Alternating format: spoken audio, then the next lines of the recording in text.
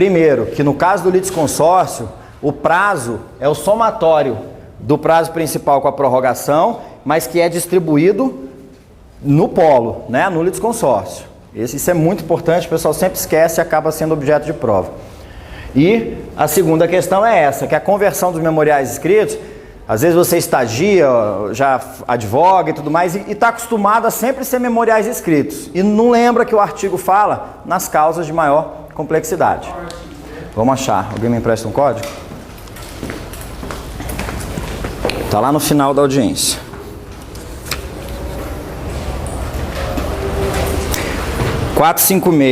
Não, antes. 454. Fim da instrução, o juiz dará a palavra ao advogado do autor e ao do réu, bem como ao órgão do Ministério Público, sucessivamente, pelo prazo de 20 minutos para cada um, prorrogável por 10 a critério do juiz. Tá? Parágrafo 1º. Havendo litisconsorte, 454, ou terceiro, o prazo que formará com o da prorrogação um só todo, dividir-se-á entre os do mesmo grupo, se não convencionarem de modo diverso.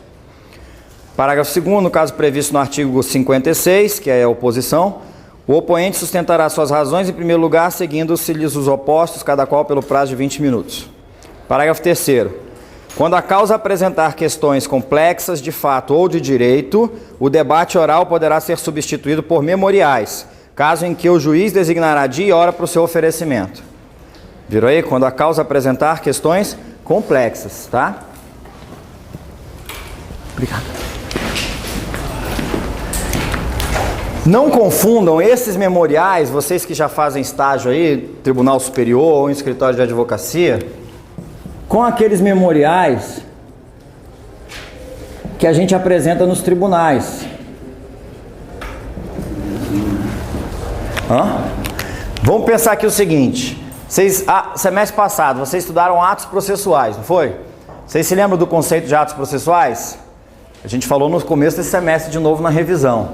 Ato processual é todo ato previsto em lei que tem por finalidade criar, modificar ou extinguir a relação processual.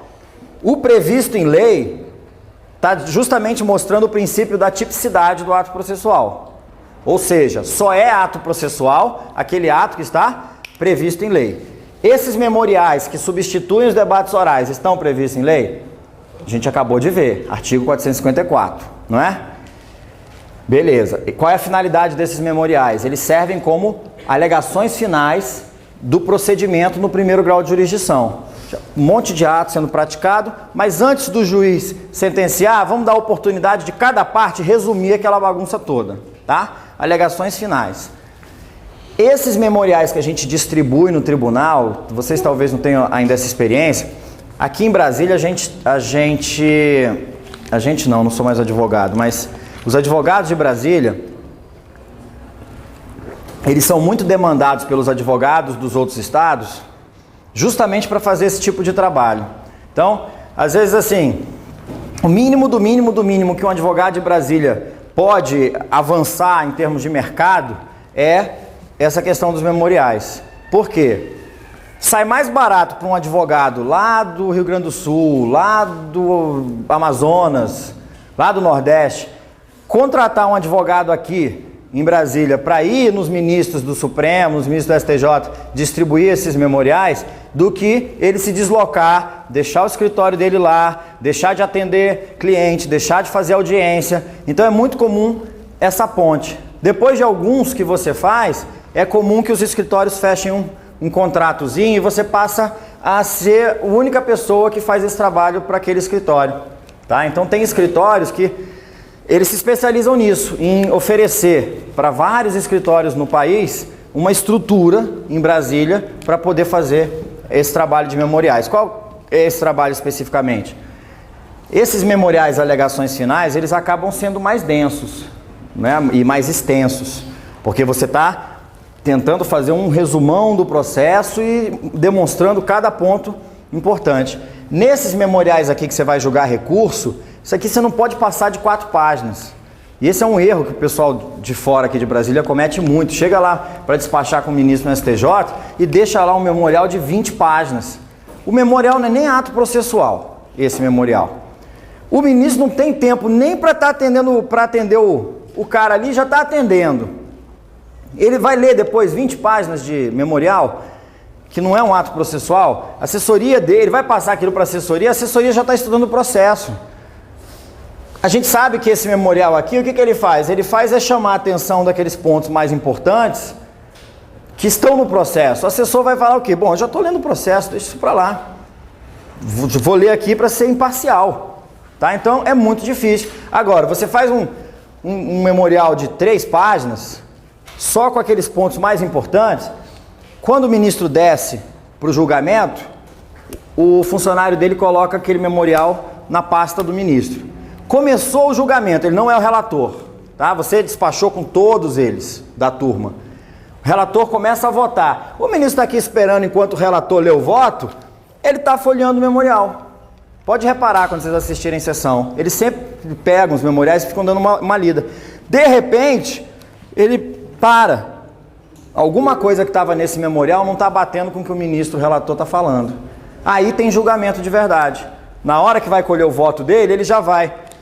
Senhor presidente, queria que o ministro relator esclarecesse um ponto. Aqui nos memoriais que foram distribuídos pelo advogado, nos gabinetes, consta que a questão diz respeito assim, assim, assim, Poderia esclarecer? Aí começa um julgamento de verdade. Não aquele julgamento com relator, com relator, com relator, com relator. Percebem a diferença, a importância do trabalho de memoriais? O ministro já desce para o julgamento com o teu caso na cabeça, mesmo sem ele ser o relator, tá? Mas esses memoriais não são esses aqui, não tem nada a ver uma coisa com a outra. E a confusão que fazem aí para fora do Distrito Federal é essa. Trabalham esses memoriais da mesma forma que trabalham esses. E aí é um tiro perdido, tá? Chegar com 20, 25 páginas, tudo técnico, aí dos fatos, aí traz a cópia dos fatos que já está lá no recurso que ele interpôs. Não precisa isso. É o ponto principal, tá? Que mais aqui? De memoriais é isso. Então, terminados os debates orais, 10 dias ou sentença no gabinete, tá? Se até aqui não tem nenhuma dúvida, vamos logo para a sentença.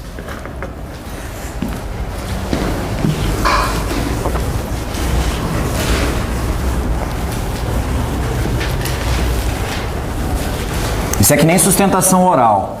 É um outro nicho legal que tem aqui para advogado de Brasília, se especializar em fazer sustentação oral em Tribunal Superior. Que aí quando você pega a representação de alguns escritórios, você faz essa sustentação oral. Sustentação oral nunca está no contrato que você faz com o seu cliente, é sempre por fora. A sustentação oral são 10 minutos que você vai ali sustentar as razões, os pontos mais importantes de um processo, e às vezes você, dependendo do caso, você cobra aí 5 mil, 10 mil, 15 mil, 20 mil, 30 mil, depende do nível do advogado, tá? É o dinheiro mais fácil que tem de ganhar com a advocacia, mas é muito importante, é um ato que é muito sério. Você não pode pegar, tem advogado que você vê a falta de ética do cara, porque quando você faz a sustentação oral, fica constando da certidão de julgamento. Fez sustentação oral pelo autor, fez sustentação oral pelo réu, pelo recorrente, pelo recorrido, o advogado falando de tal. O cara às vezes se inscreve na sustentação oral, chega lá, os senhores ministros, senhor presidente, senhor presidente dessa colenda turma, Egrégio Superior Tribunal de Justiça, na pessoa de quem cumprimento, saúdo, todos os eminentes magistrados aqui presentes, excelentíssimo senhor representante do Ministério Público Federal, digno subprocurador-geral da República, doutor fulano de tal, advogados. Senhor presidente, faço uso da palavra apenas para dizer que os fatos foram muito bem colocados pelo senhor relator e não há nada a acrescentar. Muito obrigado.